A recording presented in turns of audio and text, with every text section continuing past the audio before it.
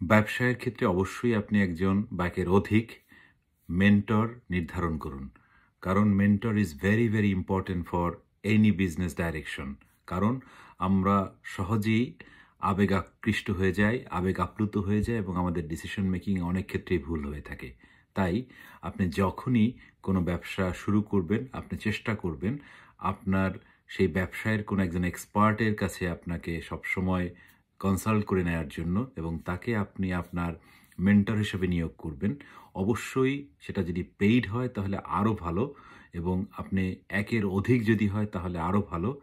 তাই কোনো ক্ষেত্রে আপনি যদি মনে করেন যে না আপনিই সব বুঝেন সেটা ভুল হওয়ার সম্ভাবনা থাকে।